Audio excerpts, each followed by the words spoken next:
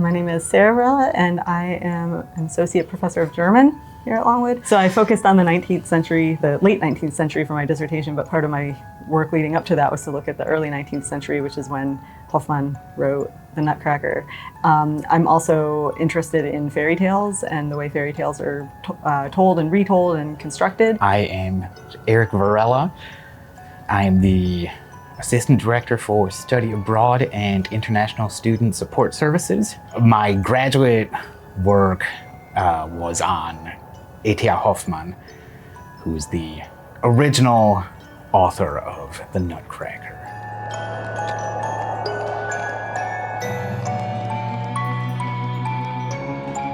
Before it was a Russian ballet, it was a French children's book. And before it was a French children's book, it was a German Kunstmärchen. Which means literary fairy tale. Literary fairy tale is something a bit more complex than a traditional Grimm's fairy tale, for example. There's a lot of psychological drama in there. There's exploration of time. You can go back and forth in time. You have stories within stories. For example, Gulliver's Travels would be considered a Kunstmärchen, or The Never-Ending Story, also by a German author. Alice in Wonderland.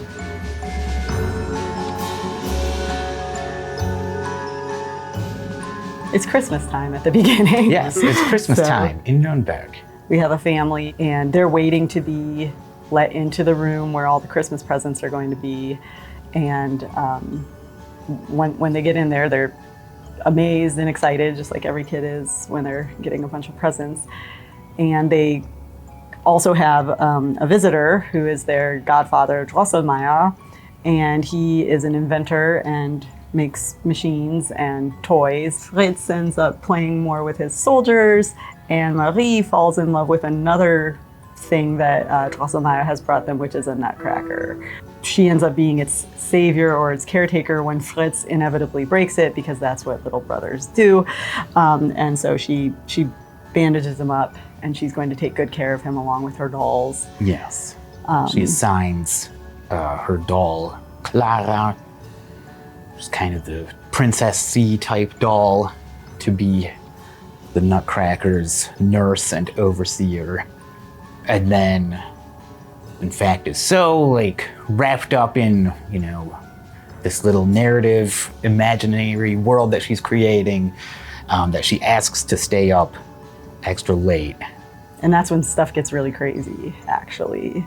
The clock, starts whirring and clicking and clacking. The owl that's kind of sculpted on the top of it comes to life and indeed turns into the face of her godfather, Drosselmeyer. And then she begins hearing sounds coming from beneath the floorboards and inside of the walls. And, as the shadows kind of grow around her, all of a sudden, a literal army of mice comes pouring into the room. What happens in response then is that the toys in the chest also come to life. The toy soldiers form up a little brigade to drive back the horde of mice. The Nutcracker is their general. He takes command, but there's just too many of this sea of rodents. Toys are being overrun. They're being chewed apart by the mice. The Mouse King comes out at this point too, and he's this he's riding on a sea of mice, and he has 7 heads, and he's just disgusting. And he's about to take the Nutcracker down when Marie takes her shoe and throws it at him.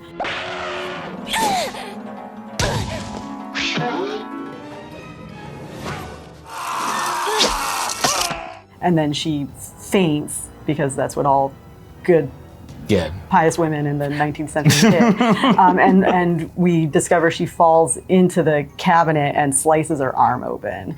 And it's pretty gory. And that leads us into the next part of the story, which is her recovery. Drosselmeyer comes to tell her a story while she's recovering, because he's a good storyteller.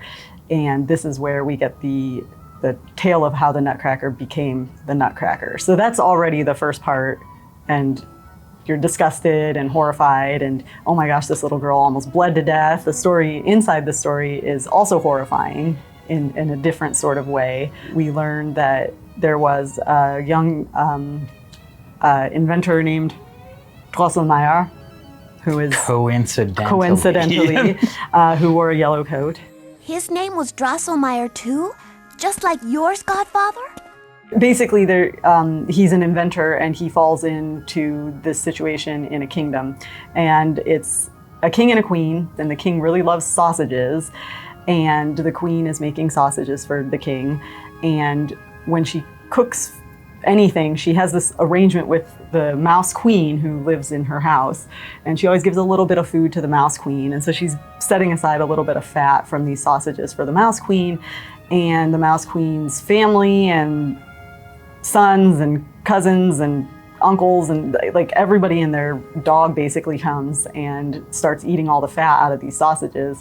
And so there's not really enough left to make good sausages. So when she serves the sausages to the king, he basically has a meltdown. He's very dramatic. Oh my gosh, there's not enough fat. And this is the worst day of his life. He curses the mouse queen and all the mice, and hires this inventor to create traps to catch them. And so what's described is basically a slaughter of the Yes. mice. They're pretty much wiped out, and so the mouse queen in return curses them, and of course that has to involve a baby.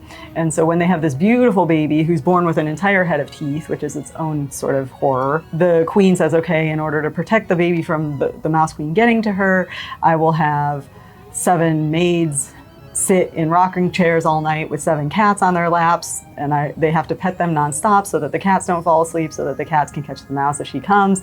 Well, of course, one maid falls asleep, and then the rest of them fall asleep, and everybody falls asleep. So the mouse queen comes, curses the child, and she ends up looking... Yes, the child is cursed to become physically deformed. Yeah, she has a Her weird head little beard. swells up and grows a weird little beard. Her hair turns white. Her limbs are very stick-like. Her limbs become real stumpy and stick-like, yeah. And her full head of teeth remains like giant sized. So she basically looks like a nutcracker, kind of what we think of as a nutcracker today.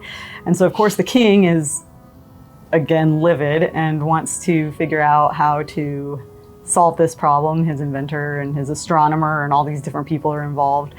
And there's a scene where they're actually physically taking the baby apart to look inside and figure out what's going on. So there's all these weird things that are not that weird for Hoffmann, but weird if you're not thinking that you're reading Hoffmann. But they can't figure out a solution.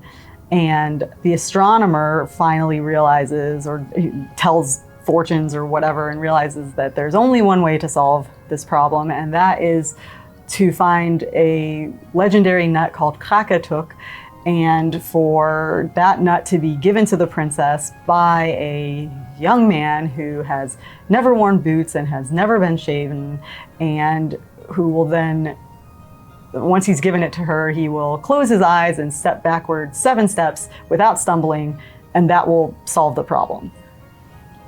So this is obviously going to be easy to do, right? And so the inventor and the astronomer basically spend the next... It's a 10-year voyage around the entire world looking for this nut. They go everywhere, and they discover a lot of different cultures and become involved in wars and don't come out unscathed. They're completely destroyed when they come back. And the problem with coming back with no solution and no nut is that the inventor will be murdered or executed. Because the king, is, as we have seen, is a reasonable guy who never overreacts to anything. The inventor is very honorable, and when he comes back, he says, "I'm sorry, I've got nothing." And the king allows him 3 days to go. It's all these important numbers like 7s and 3s that you see all the time in fairy tales, but allows him 3 days to travel to Nuremberg to see his family once more before he is beheaded or whatever is going to happen to him. And while he's visiting his brother, he's telling him his woes. You know, I needed to find this nut, and I needed to find this kid, and just nowhere. And the brother's like, well, wait a minute. I actually happen to have a nut like that, because he's sort of some kind of toy maker and and also likes to buy things. And so he bought this nut and gilded it to try and make it more appealing to sell, but nobody wants it. Nobody wanted it. You've had a Crackatuck nut all these years? And you know, my son actually has never worn boots and has never been shaven. I mean, maybe he's the guy.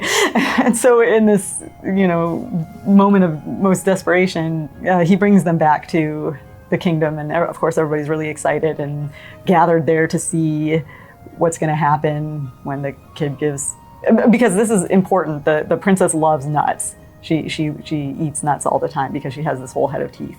So he gives her the nut. He's about to make his... He breaks the nut. He has to be able to break the nut yeah. and give it to her. And he is taking his 7 steps backward. And on the 7th step, who makes an appearance but the Mouse Queen, in order to trip him at the cost of her own life. She gets squashed. She gets squashed, but she doesn't care, because revenge is more important than that. Exactly. And so he falls, and he becomes the princess's curse essentially transfers to him. So now the boy is, you know, a Nutcracker, stumpy-legged and giant-headed and bearded, and yeah. The thing that is even worse about this is that renders the promise that the king made to him null and void, which was that he would be able to marry the princess. Me marry an ugly wooden Nutcracker? You've got to be joking. Who's like 13 or 12 or something at this point. But so the princess is, of course, a cruel sort and wants nothing more to do with him because he's ugly now. And we come back into the framing narrative where Marie is very put out by this. She's very angry at the idea that this princess would be so horrible to her Nutcracker. Yeah. That's a terrible story. Hans should have become prince of the land and lived happily ever after. That is kind of the fairy tale that is the background of the Nutcracker within the story of the Nutcracker. And it's told over 3 nights. Which we then come back to the real world. You know, we learn Marie's been very ill since losing all this blood. She's fevered. She's fevered. She tries to tell her parents and her caretakers about, you know, visits the from Nutcracker, these things that she's dreaming. The Mouse King with his 7 heads appears to her at night and threatens her. He demands sacrifices. You know, he'll end up appearing and sitting on her chest while she's in bed, so kind of keeping her helpless. And the grown-ups generally write this off as, oh, she's delirious, or, you know, she's having these nightmares or something. Yeah, she doesn't think she's dreaming. She thinks this is all actually happening. And for his part, Drosselmeyer does not help the audience to come down one side or the other, because he's kind of playing both sides, right?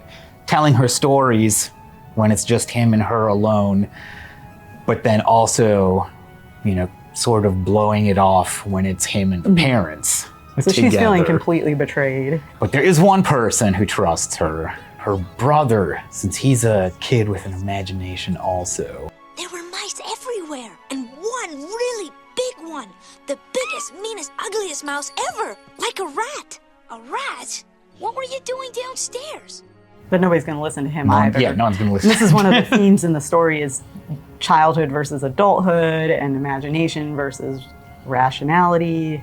Yes, well, he provides her a toy, a little sword from one of his soldiers for the Nutcracker to use to fight the Mouse King.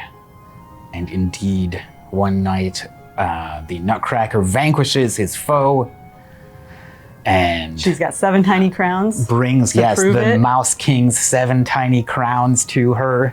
I took these 7 gold crowns from the Mouse King. I want you to have them as a symbol of my love. Which she shows her parents as proof. And Drosselmeyer's like, no, remember I gave you those. Yeah, those are toys I gave you a couple years ago. Which is not true. And then it moves to kind of the final stage of the story in which the Nutcracker takes Marie to the Kingdom of the Toys and kind of shows her around this fantastical world. Lots of cultures, lots of Yes. candy, which is where a lot of the dances in the ballet come from. They're Right, the inspired by ballet Corsica. essentially goes from Christmas morning in Act 1, jumps over everything in the middle, and goes straight to the sugarplum fairies in the Kingdom of the Toys. And then, finally, Marie returns to her family, and she is very insistent that the Nutcracker is going to come back. Drosselmeyer's nephew is going to come back in 1 year. In 1 year. And take her away. He's going to marry her, and they're going to go to the Puppenreich and live happily ever after.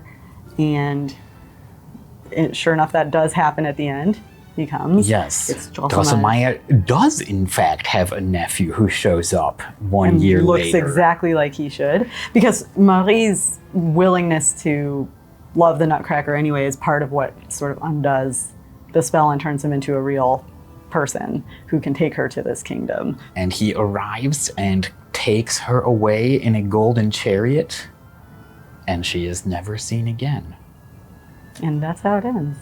The fact that it was published for kids originally is sort of shocking to people today, to think, oh, this is what you would hand over to your kids and want them to read about blood and gore and rats coming out of the walls. And so you're not protecting kids from anything horrible.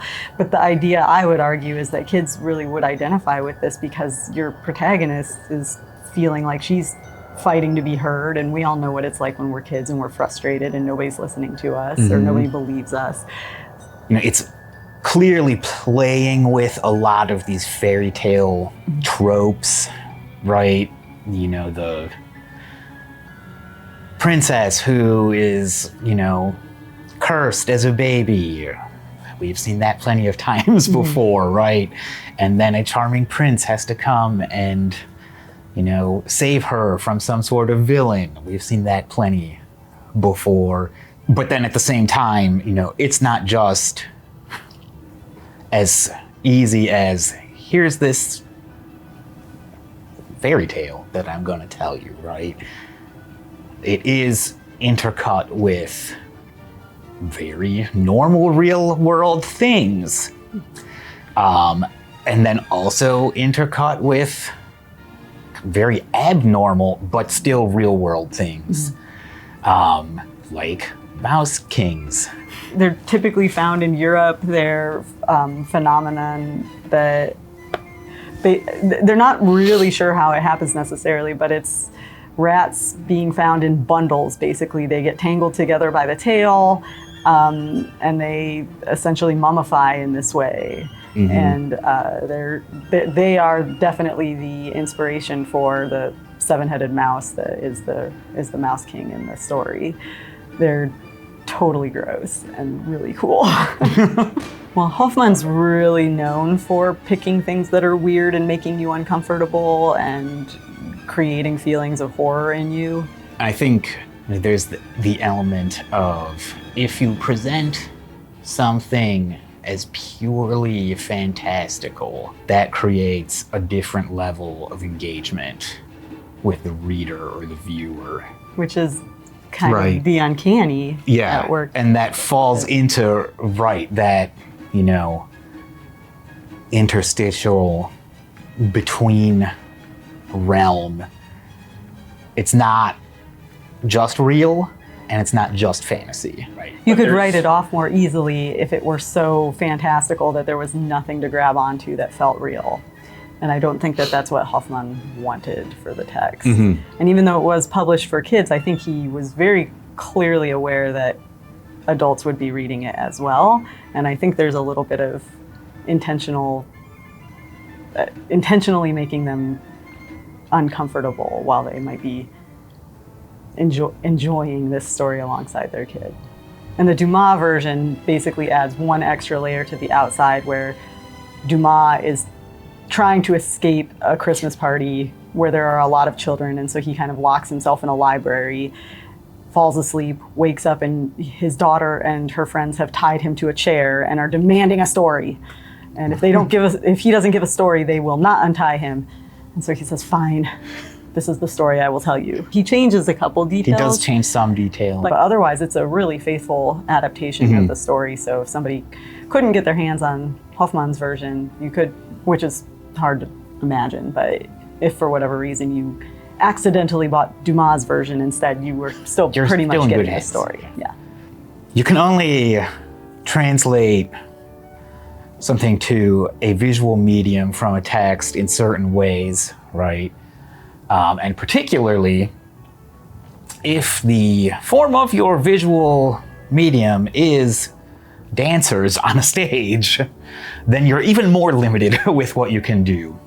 So, in that respect, some of the choices that were made in creating a ballet version of this, cutting out the entire inner tale of the hard nut, condensing the Christmas party, the battle into one event, raising the age of the main female character, who interestingly is named Clara.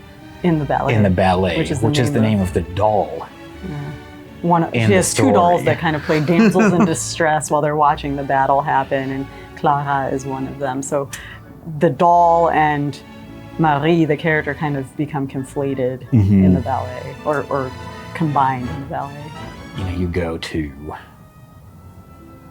the land of sweets in the ballet's second act, where it kind of covers all of these different cultural adaptations, in music, the dance of the sugar plum fairies and the Chinese dance, right? There's an Arab dance, which kind of hybridizes the kingdom of the toys and, the 10-year voyage of Drosselmeyer and the astronomer around the world as they search for the hard nut.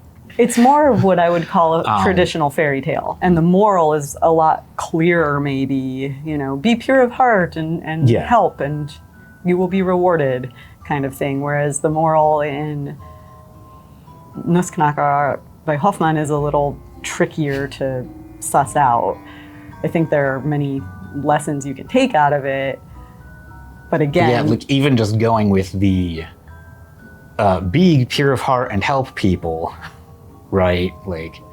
Yes, you should be pure of heart and help people, but you're not necessarily going to be rewarded for it. Or you could be hurt in the process. Actually, the ballet was initially quite poorly received, in part because people were upset that it didn't do justice to the story. I feel a little sad at what gets lost in the ballet and more traditional contemporary versions of the story, because I think a lot of what Hoffmann was setting out to do, to make us uncomfortable, to make us question reality, to make us think about these things, to examine these obsessions that we might have and not realize, all of that goes away. And it turns into a fairly straightforward, here's a story, this is what you're supposed to get out of it. Nobody is thinking at Christmas time who celebrates and takes part in seeing the Nutcracker as a ballet. Nobody's thinking, I want to go be horrified today. That's what I'm looking for and that's what I associate with Christmas. Maybe there's a good versus evil struggle a bit, but good is always going to triumph and we're going to have a good time and it's going to be pretty and squishy and we're going to feel cozy. And I think that that's more or less what it's become. It's supposed to be a heartwarming tale. What's interesting is that the original version takes place at Christmas, but it's not a Christmas story, whereas I think the ballet has become a Christmas story. The toys and the candies and things are important elements of the original text, but I think it's not a story about Christmas, it's a story about other things. All that being said, there probably is something to things being simplified, streamlined, toned down, that makes it more readily accessible.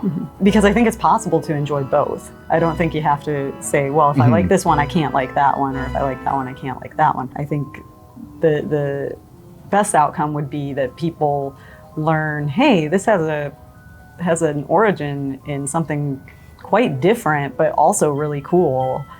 And maybe I'll explore what that is and get to appreciate it myself. So I love teaching this text in literature classes in fall semester because it's always the last one I teach and everybody's gearing up for winter holiday and it fits really nicely. And then they're all like, we just read this, and that's the last thing that they think about when they leave class. And I love that. So